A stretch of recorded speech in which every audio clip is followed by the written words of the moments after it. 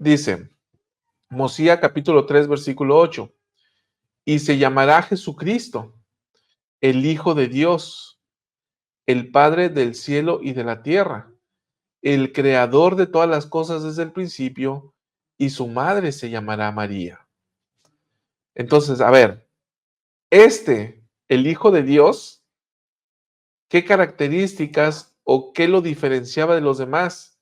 Bueno, de acuerdo con esta escritura que está en el gran discurso del rey Benjamín, es que él es el Padre del cielo y de la tierra. Él es el creador de todas las cosas desde el principio. Entonces, él, en esta categoría que había alcanzado, él había organizado los cielos y había organizado todas las cosas, y él iba a descender o iba a condescender al nacer en un estado mortal a través de María. Y aquí su nombre sería Jesucristo. Eso es Mosía capítulo 3, versículo 8. Y luego Mosía capítulo 15, versículo 1. Dice lo siguiente. Dice, y luego, vamos a ver, dice, a ver, se me perdió por aquí, dice, y luego les dijo a Aminadí, quisiera que entendieseis que Dios mismo descenderá entre los hijos de los hombres y redimirá a su pueblo.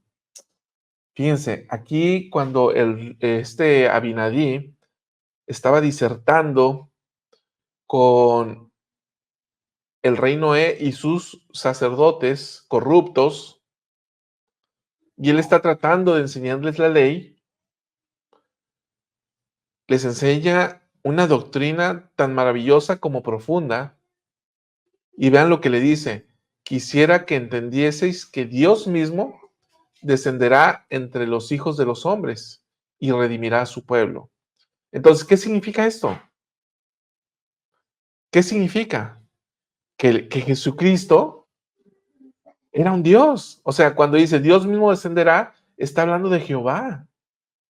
Está hablando de que ese Jehová descendió entre los hijos de los hombres. ¿Para qué? Para redimir al pueblo. Entonces, vean en estas tres escrituras el factor común. El factor común es que el Hijo moraba con el Padre en el principio, que Él progresó y se desarrolló como un Dios en ese estado, en esas condiciones, y que ese Dios decide descender voluntariamente y decide descender entre los hombres, con un propósito fundamental, que es redimir a su pueblo. Y ahorita vamos a profundizar más en esto. Entonces, queridos amigos y amigas, ¿qué vamos viendo aquí? Lo que vamos viendo aquí es la condescendencia de Dios. Recordemos la pregunta inicial. La pregunta inicial que el Espíritu le hizo a Nefi es, ¿comprendes la condescendencia de Dios? Esta, pues, es la condescendencia de Dios. Que Jesucristo o que Jehová decide descender del estado en el cual él estaba. Condesciende para con los hijos de los hombres y deja todo. Ahorita lo veíamos en las palabras del Elder Callister, ¿no? Cuando él dice, él deja todos esos ornamentos celestiales para nacer que dice, en una morada mortal con elementos primitivos. Así es como le llama el Elder Callister. Sí, que nace en pañales y en un pesebre, y acostado en un pesebre, vestido con pañales y acostado en un pesebre. Entonces, aquí vemos justamente eso. Esto es lo que significa y vamos viendo este factor. Ahora, esto al menos a mí me pone a pensar, ¿cómo es que Jesucristo o cómo es que este Jehová, el primogénito, llegó a ser un Dios en ese estado y bajo las condiciones en las que él estaba? ¿Por qué desde allá? La otra pregunta que surge para mí es, ¿por qué era necesario que un Dios descendiera y habitara entre los hombres, condescendiera. ¿Por qué un Dios? Y ahorita vamos a profundizar más en esto, ¿eh? Dice, vamos a ver, Goyito nos comenta, primogénito en la fuerza, capacidad, inteligencia, sabiduría y luz heredada de su Padre Celestial. Bueno, sí, pero es primogénito en el espíritu, Goyito, acuerda, o sea, primogénito en cuanto a que fue el primer hijo espiritual, fue el primero que recibió un cuerpo espiritual por parte del Padre. Dice, un ser como lo dice Seth, que no había diferencia entre su padre y él. Marifer dice, Jesucristo es la condescendencia de Dios. Condescendencia también es el amor de Dios. Jesucristo es el Hijo amado de nuestro Padre Celestial, como dice Juan, porque de tal manera amó Dios al mundo, y ahí se te corta, pero la Escritura continúa diciendo, ¿no? Que nos dio a su Hijo Jesucristo, para que todo aquel que en Él cree no se pierda, mas tenga vida eterna. Entonces, esa, Marifer, justamente es la condescendencia del Padre. Y ahorita vamos a profundizar en eso. La condescendencia del Padre y la condescendencia del Hijo son aspectos diferentes, pero entremezclados. Por aquí continúa diciendo, él tendría un cuerpo terrestre para poder redimirnos, ¿sí?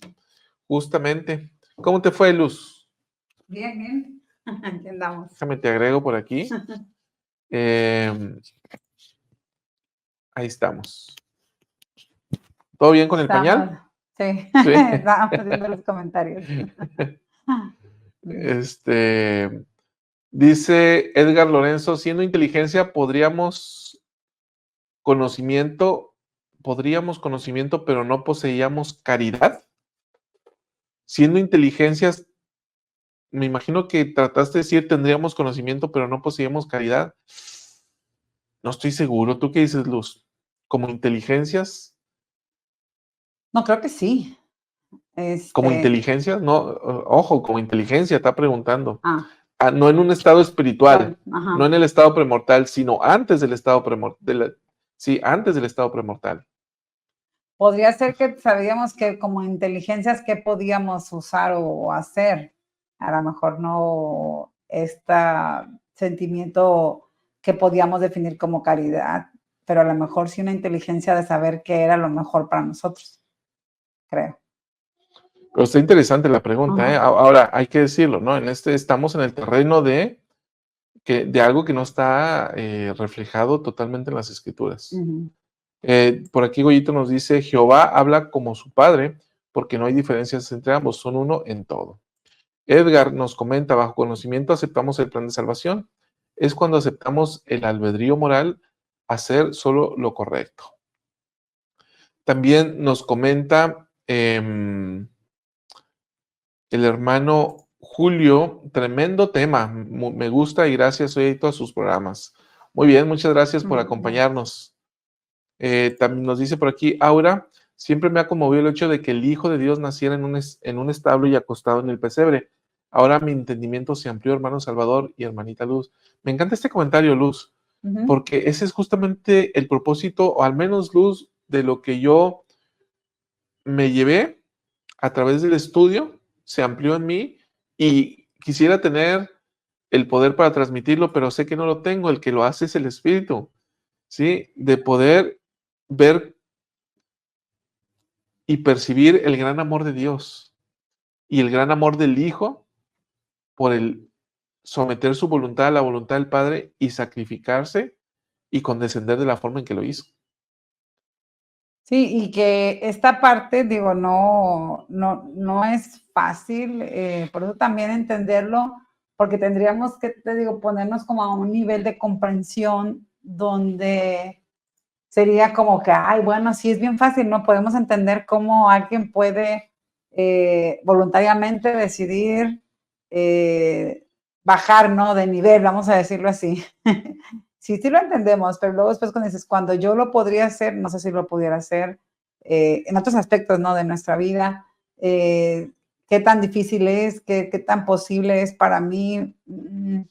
es difícil, ¿no? Pero tener ese entendimiento, lo que tú bien decías, ¿no? Con esta parte del amor de Dios. A mí me gustó mucho porque la hermana Susan Porter, la que fue de la primaria, la hermana de la presidenta, Sí, ¿sí te acuerdas de sí, ella? sí, sí. Ah, bueno, ella mencionó y me encantó esta frase y se la voy a leer porque no quiero perderla, porque ella dice, de no decirla bien, ¿no? Dice, cuando saben y comprenden cuánto se los ama como hijo o hija de Dios, eso lo cambia todo.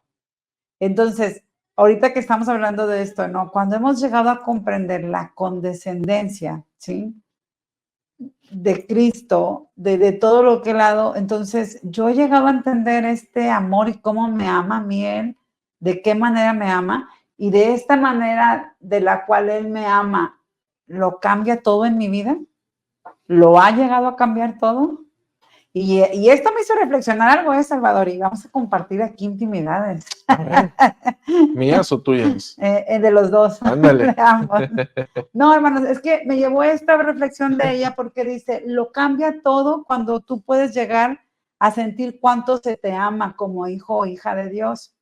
Entonces, yo dije, bueno, esto es cierto. Y ya ves, yo tiendo mucho a ponerlo mucho en el plano aquí más, ¿cómo me dices tú? Lo Más pragmático, sí, cotidiano, más como en la vida, ¿no? sí. Entonces dije, bueno, yo he llegado a sentir que Salvador me ama como su esposa, como la persona que ama, independientemente, hermanos, que yo sea muy buena como lo soy. No es cierto. Independientemente de que a lo mejor haya defectos o virtudes de una persona y que ha cambiado en mí y me ha sucedido, porque puedo compartir experiencia personal, esta parte que les digo, cuando he llegado a sentir su amor, independientemente de la situación que se haya vivido y después digo, híjole, creo que si hay cosas que yo debería de cambiar o es algo no estuvo bien o esa situación se puede mejorar, lo cambia para mí. ¿Sí? El que yo pueda sentir que él me ama ante la situación o lo que haya sucedido, ¿no? Como pareja o como familia. Entonces, ha llegado a cambiar en mí algo. Entonces, dije, bueno, imaginemos cuando realmente uno llega a sentir cuánto Dios le ama, como la hermana Porter aquí lo menciona, lo cambia todo. Entonces, ¿qué ha llegado a cambiar en mi vida cuando yo he sentido este amor del Salvador? Entonces, por eso les compartía esta parte, ¿no? De que a mí me ha sucedido y ha cambiado cosas en mí cuando he sentido el amor de él, de mi esposo hacia mí, y sí se han cambiado cosas. Aunque él va a decir que no las ve, hermanos, pero no le hagan caso.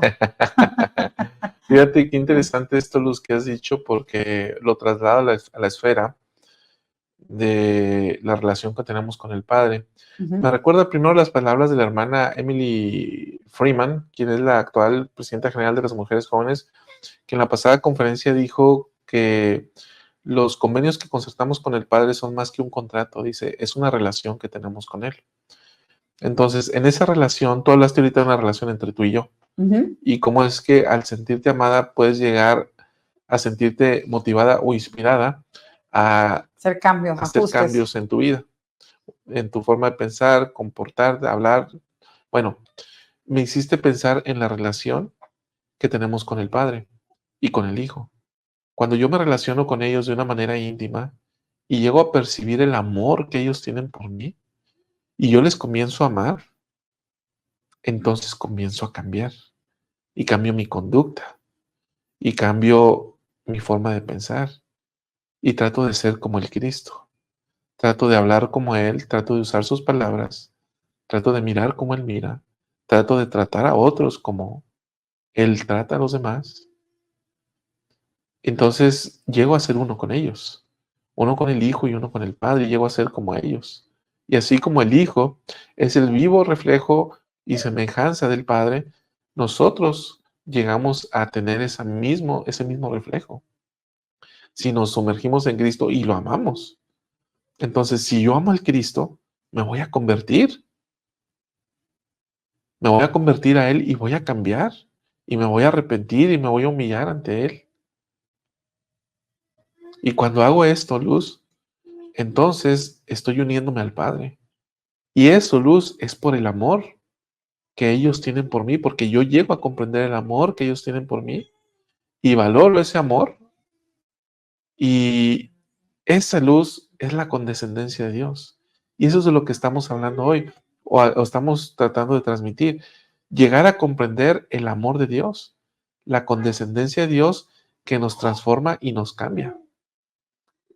Sí, a esto que has mencionado, yo nada más agregaría que permitamos sentir este amor que Él nos tiene, ¿eh? A veces podemos llegar a pensar, no soy digno de que me ame, a lo mejor no es tan correcto lo que estoy haciendo y por eso no merezco ser amado.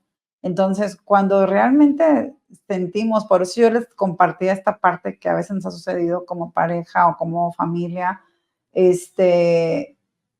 yo he sentido más el amor a lo mejor que, es que no quiero Salvador, se escucha muy Salvador, el amor del Chava, vamos a decirle.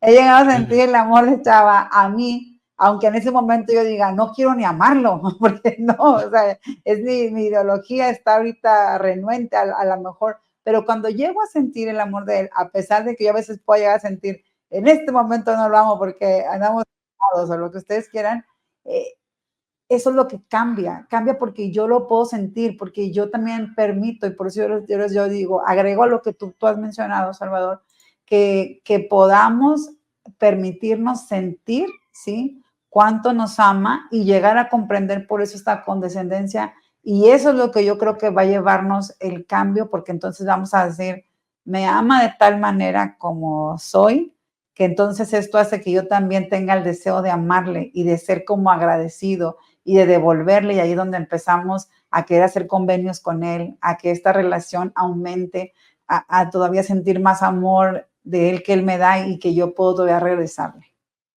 ¿Okay? Luz, leo un par de comentarios que me encantan. ¿A Violeta favor mío? Torres. Violeta, sobre el tema. Sí. Violeta Torres dice, no habría expiación sin la condescendencia de Jesucristo.